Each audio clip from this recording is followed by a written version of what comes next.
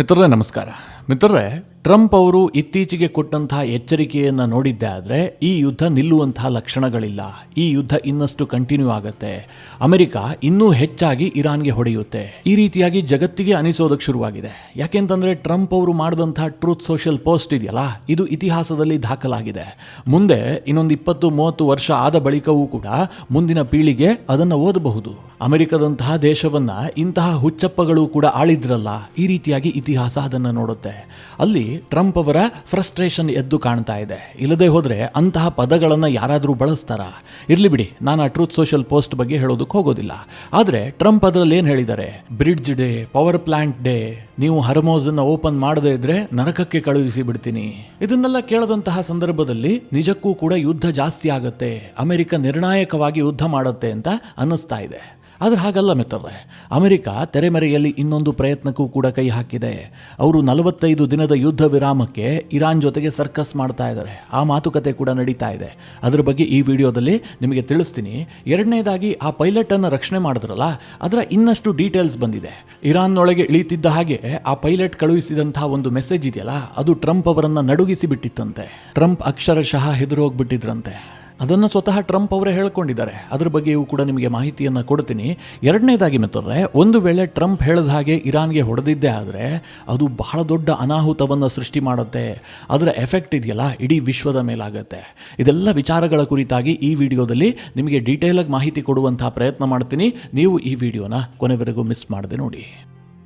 ಮಿತ್ರರೇ, ಒಂದಂತೂ ಸತ್ಯ, ಈ ಯುದ್ಧದಲ್ಲಿ ಅಮೆರಿಕ ಬಹಳ ಒತ್ತಡದಲ್ಲಿದೆ. ಅದರಲ್ಲಿ ಎರಡನೇ ಮಾತೇ ಇಲ್ಲ. ಯಾಕೆ ಅಂತಂದ್ರೆ ಅಮೆರಿಕನ್ನರು ಪ್ರಶ್ನೆ ಮಾಡ್ತಾ ಇದ್ದಾರೆ, ಈ ಯುದ್ಧದಲ್ಲಿ ಇಷ್ಟೆಲ್ಲ ನಷ್ಟ ಆಗ್ತಾ ಇದೆಯಲ್ಲ, ಯುದ್ಧ ನಿಲ್ಲಿಸ್ತೀನಿ ಅಂತ ಅಧಿಕಾರಕ್ಕೆ ಬಂದಂತಹ ಟ್ರಂಪ್ ಅದೇನು ಮಾಡ್ತಾ ಇದ್ದಾರೆ? ಈ ಯುದ್ಧದಿಂದ ಅಮೆರಿಕಕ್ಕಾಗುವಂತಹ ಲಾಭ ಏನು? ಎಲ್ಲರಿಗೂ ಗೊತ್ತಿರುವಂತಹ ಸತ್ಯ ಏನು? ಇರಾನ್ ಅಮೆರಿಕವನ್ನ ತಲುಪೋದಕ್ಕೆ ಸಾಧ್ಯವೇ ಇಲ್ಲ ಅಂತ. ಟ್ರಂಪ್ ಈ ಯುದ್ಧವನ್ನ ಮಾಡ್ತಾ ಇರೋದು ಇಸ್ರೇಲ್ಗೋಸ್ಕರವಾಗಿ. ಅದನ್ನ ಬಿಟ್ಟು ಟ್ರಂಪ್ ಬಳಿಯಲ್ಲಿ ಯಾವುದೇ ಸಮಜಾಯಿಷಿಯೂ ಕೂಡ ಇಲ್ಲ. ಹೀಗಾಗಿ ಅಮೆರಿಕದ ಒಳಗೆ ಒತ್ತಡ ಕ್ರಿಯೇಟ್ ಆಗ್ತಾ ಇದೆ. ಎರಡನೇದಾಗಿ ಅಮೆರಿಕದ ಯುದ್ಧ ಮಂತ್ರಿ ಪೀಟ್ ಹೆಕ್ಸಿತ್ ಇದಾರಲ್ಲ, ಅವರ ಇತ್ತೀಚಿನ ನಡೆಗಳು ಅಮೆರಿಕನ್ನರಿಗೆ ಇಷ್ಟ ಆಗ್ತಾ ಇಲ್ಲ. ಪೀಟ್ ಹೆಕ್ಸಿತ್ ಒಬ್ಬ ಹುಂಬ, ಬಹಳ ಅಹಂಕಾರಿಯೂ ಕೂಡ ಹೌದು. ಆತ ಮಾತನಾಡೋದನ್ನು ನೋಡಿದ್ರೆ ನಿಮ್ಗೆ ಅರ್ಥ ಆಗ್ಬಿಡುತ್ತೆ ಆತನ ಮನಸ್ಸಿನಲ್ಲಿ ಎಷ್ಟು ಅಹಂಕಾರ ತುಂಬಿದೆ ಅಂತ. ಆ ಯುದ್ಧ ಮಂತ್ರಿ ಪೀಟ್ ಹೆಕ್ಸಿತ್ ಈಗಾಗಲೇ ಯುದ್ಧದ ನಡುವೆಯೇ 8 ಪ್ರಮುಖ ಅಧಿಕಾರಿಗಳನ್ನ ಅಮೆರಿಕದ ಸೇನೆಯಿಂದ ಕಿತ್ತಾಕಿದ್ದಾನೆ. ಇದರ ನಡುವೆ ಆತ ಒಂದು ಭಾಷಣ ಮಾಡಿದ್ದ, ಈ ಯುದ್ಧವನ್ನ ಮಾಡ್ತಾ ಇರೋದು ನಾವು ಜೀಸಸ್ ಕ್ರೈಸ್ಟ್ಗಾಗಿ. ಮಿತ್ರರೇ, ಆತ ಎಷ್ಟರ ಮಟ್ಟಿಗೆ ಎಕ್ಸ್ಟ್ರೀಮಿಸ್ಟ್ ಅನ್ನೋದನ್ನು ನಾನು ಹಿಂದೊಂದು ವಿಡಿಯೋದಲ್ಲಿ ನಿಮಗೆ ಡೀಟೇಲ್ ಆಗಿ ಹೇಳಿದ್ದೀನಿ. ಅದರ ಲಿಂಕ್ ಕೂಡ ನಾನು ಹಾಕಿರ್ತೀನಿ, ನೀವು ಬೇಕಾದರೆ ನೋಡಬಹುದು. ಅದ್ರ ಬಗ್ಗೆ ಈಗ ನಾನು ಹೇಳೋದಕ್ಕೆ ಹೋಗೋದಿಲ್ಲ. ಆದರೆ ಯಾವಾಗ ಪೀಟ್ ಹೆಕ್ಸಿತ್ ಈ ಥರವಾಗಿ ಧರ್ಮವನ್ನು ಯುದ್ಧದಲ್ಲಿ ಎಳೆದು ತಂದ್ರೋ, ಅದಾಗ್ತಿದ್ದ ಹಾಗೆ ಅಮೆರಿಕದ ಸೇನೆಯಲ್ಲಿ ಸಾಕಷ್ಟು ವ್ಯತ್ಯಾಸ ಆಗ್ತಾ ಇದೆ. ಯಾಕೆ ಅಂತಂದರೆ ಅಮೆರಿಕದ ಸೇನೆ ಇದೆಯಲ್ಲ, ಅದು ಧರ್ಮಾತೀತವಾದಂತಹ ಸೇನೆ. ಇರಾನ್ನ ಸೇನೆ ರೀತಿಯಲ್ಲ. ಇರಾನ್ನ ಸೇನೆಯಲ್ಲಿ ಇರುವವರೆಲ್ಲರೂ ಕೂಡ ಅಲ್ಲಾಹನನ್ನೇ ನಂಬುವಂಥವರು, ಅಂದರೆ ಇಸ್ಲಾಮಿಸ್ಟ್ಗಳು. ಆದರೆ ಅಮೆರಿಕದ ಸೇನೆಯಲ್ಲಿ ಕ್ರಿಶ್ಚಿಯನ್ನರು ಇದ್ದಾರೆ, ಮುಸ್ಲಿಮರು ಇದ್ದಾರೆ, ಸ್ವಲ್ಪ ಸಂಖ್ಯೆಯಲ್ಲಿ ಹಿಂದೂಗಳು ಇದ್ದಾರೆ, ಸಿಖ್ಖರಿದ್ದಾರೆ, ಬೇರೆ ಬೇರೆ ಧರ್ಮವನ್ನು ಅನುಸರಿಸುವಂಥವರಿದ್ದಾರೆ, ಕೆಲವರು ಯಾವುದೇ ಧರ್ಮವನ್ನು ನಂಬದೆ ಕೇವಲ ದೇಶ ಸೇವೆ ಮಾಡುವಂಥವರು ಕೂಡ ಇದ್ದಾರೆ.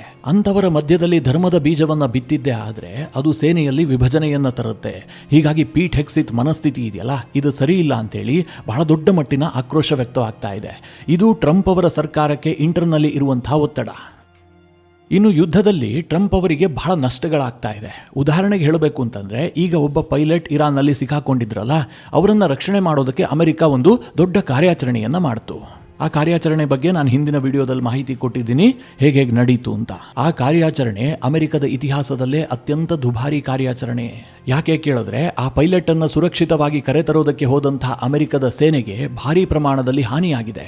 ಅಮೆರಿಕದ C-130 ಅಂತಹ ಟ್ರಾನ್ಸ್ಪೋರ್ಟ್ ಏರ್ಕ್ರಾಫ್ಟ್ ನಷ್ಟ ಆಗಿದೆ. ಹಲವು ಹೆಲಿಕಾಪ್ಟರ್ಗಳನ್ನು ಕಳ್ಕೊಂಡಿದ್ದಾರೆ, ಯುದ್ಧ ವಿಮಾನವನ್ನು ಕಳ್ಕೊಂಡಿದ್ದಾರೆ. ಅಂದ್ರೆ ಈ ಯುದ್ಧ ವಿಮಾನಗಳನ್ನೆಲ್ಲ ಬಹಳ ಭೂಮಿಗೆ ಸಮೀಪದಲ್ಲಿ ಹಾರಿಸುವಂತಹ ಸಂದರ್ಭದಲ್ಲಿ ಇರಾನ್ ವಿಪರೀತವಾಗಿ ದಾಳಿ ಮಾಡಿದೆ.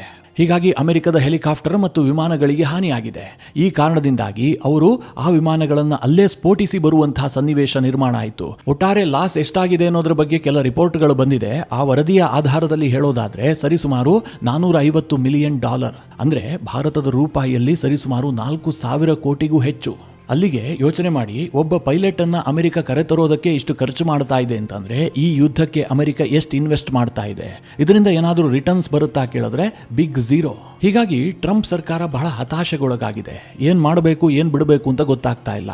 ಆ ಹತಾಶೆಯ ಮೆಸೇಜೇ ನಿನ್ನೆ ಟ್ರಂಪ್ ಅವರು ಟ್ರೂತ್ ಸೋಷಲ್ನಲ್ಲಿ ಮಾಡಿದಂತಹ ಒಂದು ಪೋಸ್ಟ್. ಸಾಮಾನ್ಯ ಜನರಾದಂತಹ ನಾವು ನೀವೇ ಸಿಟ್ಟು ಬಂದ್ರೆ ಅಂತಹ ಪೋಸ್ಟ್ಗಳನ್ನು ಯಾವತ್ತೂ ಮಾಡೋದಿಲ್ಲ.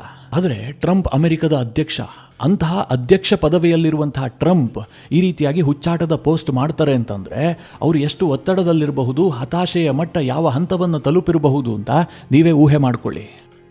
ನಾನು ಯಾಕೆ ಇದನ್ನು ಈಗ ಹೇಳಿದೆ ಅಂತಂದರೆ, ಟ್ರಂಪ್ ಈಗ ಹೇಳ್ತಾ ಇದ್ದಾರಲ್ಲ, ನಾಳೆಯ ದಿನ ಇರಾನ್ನ ಎಲ್ಲ ಎಲೆಕ್ಟ್ರಿಕ್ ಗ್ರಿಡ್ಗಳನ್ನು ಹೊಡಿತೀವಿ, ಅವರ ಎಲ್ಲ ಬ್ರಿಡ್ಜ್ಗಳನ್ನು ನಾಶ ಮಾಡ್ತೀವಿ, ಒಂದೇ ಏಟಿಗೆ ಮುಗಿಸ್ಬಿಡ್ತೀವಿ ಅಂತ.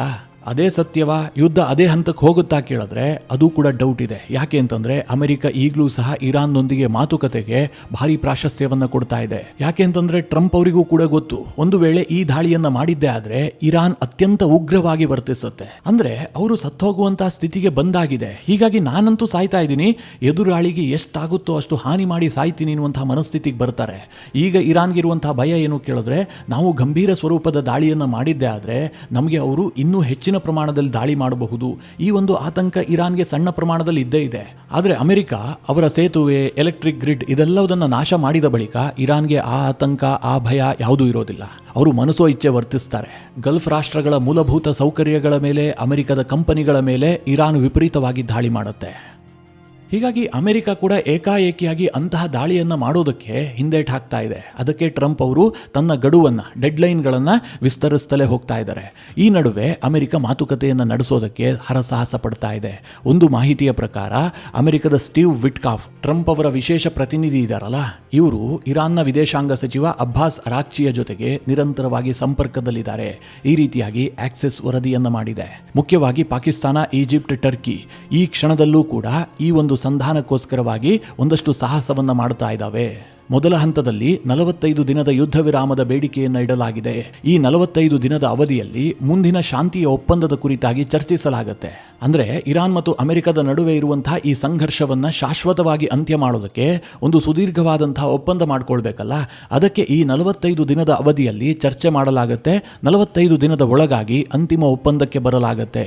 ಈ ರೀತಿಯ ಬೇಡಿಕೆಗಳನ್ನು ಸಲ್ಲಿಸಲಾಗಿದೆಯಂತೆ. ಆದರೆ ಇರಾನ್ ಇದಕ್ಕೆ ಪೂರಕವಾಗಿ ಸ್ಪಂದಿಸ್ತಾ ಇಲ್ಲ. ಯಾಕೆ ಅಂತಂದ್ರೆ ಇರಾನ್ಗೆ ಯಾವುದೇ ನಂಬಿಕೆ ಉಳಿದಿಲ್ಲ. ಅಮೆರಿಕ ಈ ರೀತಿಯ ಯುದ್ಧ ವಿರಾಮ ಅಂತ ಹೇಳುತ್ತೆ, ಮಧ್ಯದಲ್ಲಿ ಬಂದು ದಾಳಿ ಮಾಡುತ್ತೆ, ಅಥವಾ ಇನ್ನೇನೋ ಹೊಸ ಪ್ಲಾನ್ ಮಾಡಿಕೊಂಡು ಇರಾನ್ಗೆ ಇನ್ನಷ್ಟು ಹಾನಿ ಮಾಡುವಂತಹ ಕೆಲಸವನ್ನೇ ಮಾಡುತ್ತೆ. ಈ ಹಿಂದೆ ಅನೇಕ ಬಾರಿ ಈ ರೀತಿಯಾಗಿದೆ. ಅದಕ್ಕೋಸ್ಕರವಾಗಿ ನಿಮ್ಮ ಮಾತನ್ನು ನಾವು ನಂಬೋದು ಹೇಗೆ? ಹೇಗಿದ್ರೂ ಯುದ್ಧದಲ್ಲಿದ್ದೀವಿ, ನೀವೇನು ಮಾಡ್ತಿರೋ ಮಾಡಿ, ನಾವೇನು ಮಾಡ್ತೀವೋ ನಾವು ಮಾಡ್ತೀವಿ. ಈ ರೀತಿಯಾಗಿ ಇರಾನ್ ಈಗಲೂ ಕೂಡ ಮೊಂಡು ಹಠವನ್ನು ಹಿಡಿದಿದೆ ಅಂತ ಈ ವರದಿ ಹೇಳ್ತಾ ಇದೆ. ಮಿತ್ರರೇ, ಇಲ್ಲಿ ಇರಾನ್ ಹೇಳ್ತಾ ಇರೋದು ತಪ್ಪು ಅಂತ ನನಗಂತೂ ಅನ್ನಿಸ್ತಾ ಇಲ್ಲ. ಯಾಕೆಂತಂದ್ರೆ ಈ ಅಮೆರಿಕವನ್ನು ನಂಬೋದಕ್ಕೆ ಸಾಧ್ಯವಾ? ಹಾಗಂತ ಇರಾನ್ ಏನು ಸಾಚ ಅಂತಲ್ಲ, ಅವರು ಕೂಡ ಇಸ್ರೇಲ್ ವಿಚಾರದಲ್ಲಿ ಕಾಲ್ ಕೆರ್ಕೊಂಡೇ ಹೋಗಿದ್ದು. ಆದರೆ ಬೇರೆ ವ್ಯವಹಾರಗಳ ವಿಚಾರದಲ್ಲಿ ಇರಾನ್ ಅಮೆರಿಕಾಗಿಂತ ಬೆಟರ್ ಆಗಿದೆ. ಹೀಗಾಗಿ ಈ 45 ದಿನದ ಯುದ್ಧ ವಿರಾಮಕ್ಕೆ ಸರ್ಕಸ್ ಶುರುವಾಗಿದೆ ಎನ್ನುವಂಥ ವರದಿಗಳಿದ್ದಾವೆ. ಮಿತ್ರರೇ, ಅದಾಗುತ್ತಾ ಇಲ್ವಾ ಈಗಲೇ ಏನು ಹೇಳೋದಕ್ಕೆ ಸಾಧ್ಯ ಇಲ್ಲ. ಈ ನಡುವೆ ಆ ಪೈಲಟನ್ನು ಅಮೆರಿಕ ರಕ್ಷಣೆ ಮಾಡ್ತಲ್ಲ, ಈ ಸಂದರ್ಭದಲ್ಲಿ ಟ್ರಂಪ್ಗೊಂದು ಭಯ ಕಾಡಿತ್ತಂತೆ. ಆ ಭಯ ಯಾವಾಗ ಕೇಳಿದ್ರೆ, ಆ ಪೈಲಟ್ ಈಜೆಕ್ಟ್ ಆಗಿ ಇರಾನ್ನಲ್ಲಿ ಲ್ಯಾಂಡ್ ಆಗ್ತಿದ್ದ ಹಾಗೆ ಆತ ರೇಡಿಯೋ ವೇವ್ಗಳ ಮೂಲಕವಾಗಿ ಒಂದು ಮೆಸೇಜನ್ನು ಪಾಸ್ ಮಾಡ್ತಾನೆ. ನಾನು ನಿನ್ನೆ ಕೂಡ ನಿಮಗೆ ಹೇಳಿದ್ದೆ, ಪ್ರತಿಯೊಬ್ಬ ಪೈಲಟ್ನ ಇಜೆಕ್ಟ್ ಸೀಟ್ನ ಕೆಳಗೆ ಒಂದು ರೇಡಿಯೋ ಡಿವೈಸ್ ಇರುತ್ತೆ. ಅದರ ಮೂಲಕವಾಗಿ ಆತ ಸಂಕಷ್ಟದ ಸಮಯದಲ್ಲಿ ತನ್ನ ದೇಶಕ್ಕೆ ಮೆಸೇಜನ್ನು ಪಾಸ್ ಮಾಡಬಹುದು, ತನ್ನ ಲೊಕೇಶನ್ನ ಬಗ್ಗೆ ಮಾಹಿತಿಯನ್ನು ಕೊಡಬಹುದು, ಅಥವಾ ನಾನು ಬದುಕಿದ್ದೀನಿ, ಇಲ್ಲ ಇಂತಲ್ಲಿದ್ದೀನಿ, ಇದೆಲ್ಲದರ ಬಗ್ಗೆ ಮಾಹಿತಿಯನ್ನು ಕಳುಹಿಸಬಹುದು. ಹಾಗೆ ಅಮೆರಿಕದ ಪೈಲಟ್ ಇಜೆಕ್ಟ್ ಆಗಿ ಇರಾನ್ನ ನೆಲದಲ್ಲಿ ಇಳಿತಿದ್ದ ಹಾಗೆ ಆತ ಅಮೆರಿಕಾಗೆ ಗಾಡ್ ಈಸ್ ಗುಡ್, ದೇವರು ಒಳ್ಳೆಯವರು, ಈ ರೀತಿಯಾಗಿ ಒಂದು ಮೆಸೇಜನ್ನು ರೇಡಿಯೋ ಡಿವೈಸ್ ಮೂಲಕವಾಗಿ ಕಳುಹಿಸಿದ್ನಂತೆ. ಇದನ್ನು ಕೇಳಿಸ್ಕೊಂಡಾಗ ಟ್ರಂಪ್ಗೆ ಇದು ಮುಸ್ಲಿಮರಿಂದ ಬಂದಂತಹ ಸಂದೇಶ ಅಂತ ಅನ್ನಿಸ್ತಂತೆ. ಇದು ಇರಾನ್ ನಮ್ಮನ್ನು ಟ್ರ್ಯಾಪ್ ಮಾಡೋದಕ್ಕೆ ಪ್ರಯತ್ನ ಮಾಡ್ತಾ ಇದೆಯಾ ಅನ್ನುವಂಥ ಅನುಮಾನಗಳು ಸೃಷ್ಟಿಯಾಯ್ತಂತೆ. ಅಂದರೆ ಆ ಪೈಲಟನ್ನು ಇರಾನ್ ಸೆರೆ ಹಿಡಿದಿದ್ದು, ಆತನ ಡಿವೈಸ್ ಮೂಲಕವಾಗಿ ಇರಾನ್ ಮೆಸೇಜನ್ನು ಕಳುಹಿಸಿ ಆತನ ರಕ್ಷಣೆಗೆ US ಬರ್ತಾ ಇದ್ದ ಹಾಗೆ ಅವರಿಗೆ ಭಾರಿ ಪ್ರಮಾಣದಲ್ಲಿ ಹಾನಿಯನ್ನು ಮಾಡೋದಕ್ಕೆ ಇರಾನ್ ಪ್ಲಾನ್ ಮಾಡ್ಕೊಂಡಿದೆಯಾ, ನಮ್ಮನ್ನು ಟ್ರ್ಯಾಪ್ ಮಾಡೋದಕ್ಕೆ ಯತ್ನ ಮಾಡ್ತಾ ಇದೆಯಾ, ಇದು ಇರಾನ್ ನಮಗೆ ಕೆಡ್ಡ ತೋಡಿದೆಯಾ ಅನ್ನುವಂಥ ಅನುಮಾನ ಟ್ರಂಪ್ ಅವರಿಗೆ ಜೋರಾಗೆ ಬಂದಿತ್ತಂತೆ. ಇದನ್ನು ಈ ರಕ್ಷಣಾ ಕಾರ್ಯಾಚರಣೆ ಆದ ಬಳಿಕ ಸ್ವತಃ ಟ್ರಂಪ್ ಅವರೇ ಹೇಳ್ಕೊಂಡಿದ್ದಾರೆ. ಇದರ ನಡುವೆ ಟ್ರಂಪ್ ಒಂದು ಸತ್ಯವನ್ನು ಕೂಡ ಬಾಯ್ಬಿಟ್ಟಿದ್ದಾರೆ. ಆ ಪೈಲಟನ್ನು ರಕ್ಷಣೆ ಮಾಡುವಂತಹ ಸಂದರ್ಭದಲ್ಲಿ ಇಸ್ರೇಲ್ ಡಿಫೆನ್ಸ್ ಫೋರ್ಸ್ ಅಂದರೆ IDF ಬಹಳ ಸಹಾಯ ಮಾಡ್ತು ನಮಗೆ. ಅವರೂ ಸಹ ಈ ರಕ್ಷಣಾ ಕಾರ್ಯಾಚರಣೆಯಲ್ಲಿ ಉತ್ತಮ ಪಾಲುದಾರರು ಅಂತ ಟ್ರಂಪ್ ಹೇಳ್ಕೊಂಡಿದ್ದಾರೆ. ಇಸ್ರೇಲ್ನ ಸಹಾಯ ಅಂತಂದ್ರೆ ಗುಪ್ತಚರ ಮಾಹಿತಿ. ಇರಾನ್ ಸೇನೆ ಕೂಡ ಆ ಪೈಲಟ್ಗಾಗಿ ಹುಡುಕಾಟ ನಡೆಸ್ತಾ ಇತ್ತಲ್ಲ, ಹೀಗಾಗಿ ಆ ಸೇನೆಯ ಚಲನವಲನದ ಬಗ್ಗೆ ಇಸ್ರೇಲ್ ಮಾಹಿತಿಯನ್ನ ಕೊಡ್ತಾ ಇತ್ತು. ಇವತ್ತು ಇಸ್ರೇಲ್ ಇರಾನ್ನಲ್ಲಿ ಅದು ಯಾವ ಮಟ್ಟಿನ ನೆಟ್ವರ್ಕ್ ಇಟ್ಟಿದೆ ಅಂತಂದ್ರೆ ಊಹೆ ಮಾಡೋದಕ್ಕೂ ಸಾಧ್ಯ ಇಲ್ಲ. ಮೊಸಾದ್ನ ಅಧಿಕಾರಿಗಳು ಆ ಪ್ರಮಾಣದಲ್ಲಿ ಇರಾನ್ನ ಮೇಲೆ ಕಂಟ್ರೋಲ್ ಹೊಂದಿದ್ದಾರೆ. ಹೀಗಾಗಿ ಟ್ರಂಪ್ ಇದನ್ನು ಓಪನ್ ಆಗಿ ಹೇಳಿದ್ದಾರೆ.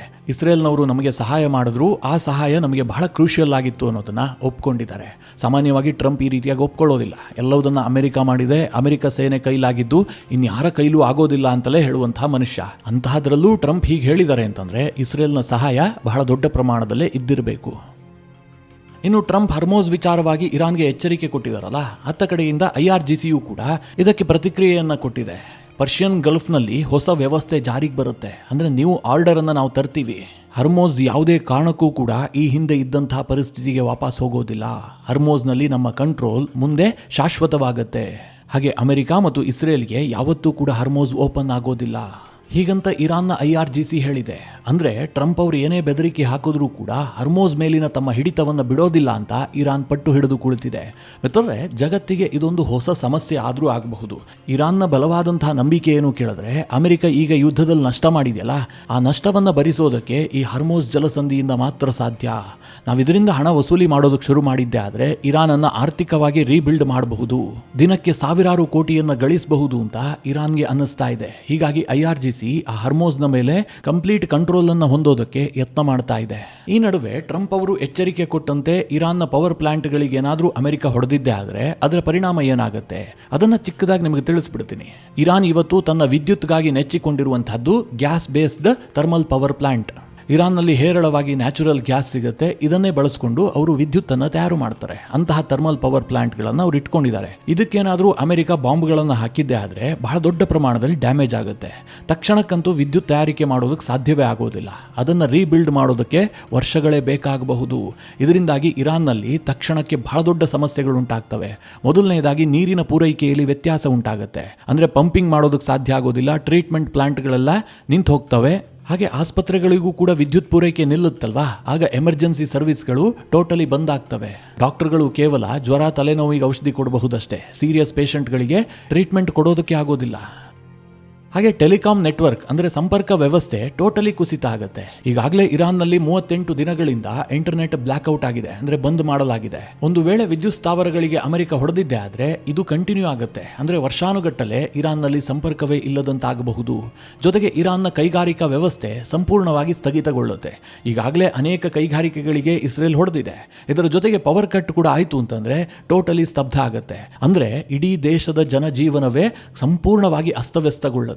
ಸಹಜವಾಗಿ ಇರಾನ್ ಅದಕ್ಕೆ ಪ್ರತಿದಾಳಿಯನ್ನ ಮಾಡೇ ಮಾಡುತ್ತೆ. ಆ ಸಂದರ್ಭದಲ್ಲಿ ನರಕಕ್ಕೆ ಹೋಗುವಂತಹದ್ದು ಗಲ್ಫ್ನ ರಾಷ್ಟ್ರಗಳು.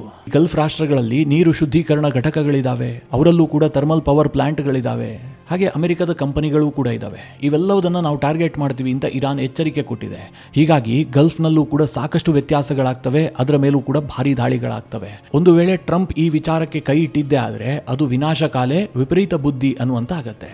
ಮಿತ್ರರೇ, ಮುಂದಿನ 24ರಿಂದ 48 ಗಂಟೆಗಳಿದೆಯಲ್ಲ, ಬಹಳ ಕ್ರೂಷಿಯಲ್, ಬಹಳ ನಿರ್ಣಾಯಕವಾದಂತಹ ಯುದ್ಧ ಆಗುವಂತಹ ಸಾಧ್ಯತೆಗಳಿದ್ದಾವೆ. ಅಂದರೆ ಯುದ್ಧ ಜೋರಾಗಲೂಬಹುದು ಅಥವಾ ದಿಢೀರಂತ ನಿಂತು ಹೋಗಲೂಬಹುದು. ಅಂತಹ ಸ್ಥಿತಿಗೆ ಬಂದು ತಲುಪಿದ್ದೀವಿ. ಆ ರೀತಿಯ ಯಾವುದೇ ಬೆಳವಣಿಗೆಗಳಾದರೂ ಕೂಡ ವಿಡಿಯೋ ಮಾಡಿ ನಿಮಗೆ ತಿಳಿಸುವಂತಹ ಪ್ರಯತ್ನ ಮಾಡ್ತೀನಿ. ಈ ವಿಚಾರಗಳ ಕುರಿತಾಗಿ ನಿಮ್ಮ ಅನಿಸಿಕೆ, ಅಭಿಪ್ರಾಯಗಳೇನು ಕಮೆಂಟ್ ಮಾಡುವ ಮೂಲಕ ನಮಗೆ ತಿಳಿಸಿ. ಹಾಗೆ ನಿಮಗೆ ಈ ವಿಡಿಯೋ ಇಷ್ಟವಾದರೆ ಲೈಕ್ ಮಾಡಿ. ಜೊತೆಗೆ ನೀವಿಂದು ನಿಮ್ಮ ನೆಚ್ಚಿನ ಸಂಸ್ಕಾರ ಸೌರಭ ಯೂಟ್ಯೂಬ್ ಚಾನಲ್ನ ಸಬ್ಸ್ಕ್ರೈಬ್ ಮಾಡಿಲ್ಲ ಅಂತಾದರೆ ಈ ಕೂಡಲೇ ಸಬ್ಸ್ಕ್ರೈಬ್ ಮಾಡಿ. ಮುಂದಿನ ಎಲ್ಲ ಅಪ್ಡೇಟ್ಗಳ ನೋಟಿಫಿಕೇಷನ್ಗಾಗಿ ಬೆಲ್ ಐಕಾನ್ ಒತ್ತಿ.